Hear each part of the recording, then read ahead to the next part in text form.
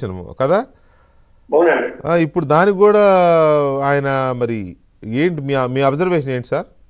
అది బేసిక్ గా being an advocate నేనే చెప్తున్నాను సార్, కోర్టులు ఆయనకి చాలా లీనియన్స్ ఇచ్చారండి. ఎస్టాబ్లిష్డ్ ప్రొసీజర్ ఏంటంటే క్రిమినల్ కేసులో ప్రతి ముద్దాయి ప్రతిరోజు హాజరు కావాలండి, కేసు ఉన్న రోజు. అట్లా హాజరు కాని రోజు ఒక పిటిషన్ అయ్యాలి, 317 పిటిషన్ వేస్తే కోర్టు ఆయన చెప్పిన కారణం సహాయకంగా ఉంటే ఎగ్జామ్ చేస్తారు ఆ రోజుకి. రెండో ఆప్షన్ ఏంటంటే ఈయన తరపు ఎవరైనా అడ్వకేట్ అపీర్ అవడానికి 205 సిఆర్పిసి కింద వేయచ్చు. కానీ ఈయనకి 2019 ముందు నుంచి ఈయనకి ఎలాగ ఎగ్జామ్షన్ ఇచ్చి వస్తున్నారండి. ఇప్పుడు ఆయన చెప్పే కారణం ఏంటంటే నేను ప్రోగ్రామ్స్కి వెళ్ళాలి, ఈ నాకు మినిస్టీరియల్ వర్క్ ఎక్కువ ఉంటుంది అది అంటే ఆ టైంలో ఆలోచించిన ఎగ్జామ్ చేసినా పర్వాలేదండి. ఇప్పుడు ఆయన ఎందుకు ఎగ్జామ్ చేస్తున్నారో మరి కోర్టులే ఆలోచించండి. మేము కోర్టుకి అనకూడదు, కానీ మిగతా మామూలు ముద్దాయిల్ని ఒక్కరోజు అట్లీస్ట్ ట్రాఫిక్ లో స్టక్అప్ అయిపోతే కేసు పిలిచిన టైం లేదని వారెంట్ ఇస్తారండి. Because I'm practising on the criminal side, I seen so many times మాట. ట్రాఫిక్ లో ఉంటే ఒక 5 పోయిన కేసు పక్కన పెట్టి ఒక 10 నిమిషాల తర్వాత పిలిచేది లేదు, అది పిలిచినప్పుడు ముద్దాయిలు అయితే వారెంట్, మళ్ళీ ఆ వారెంట్ రికాల్ చేసుకోవడం చాలా ఇబ్బంది పడతారు మామూలు మంత్రులు. మరి ఈయనకున్న స్పెషాలిటీ ఏంటో మనకు తెలీదు. ఈయన ముక్క అంటుంటాడు అప్పుడు, నువ్వు ఏది వ్యవస్థలను మేనేజ్ చేశారు అది ఇది అని పాత వేరే నాయకుల మీద అంటారండి.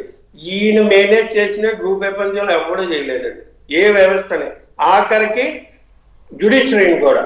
లేకపోతే అసలు ఎందుకు ఇంక ఎగ్జామ్షన్ ఇవ్వాలండి, ఇవ్వకూడదు. అందులో దేశంలో కల్లా అత్యంత క్రిమినాలిటీ పనులు చేసేది.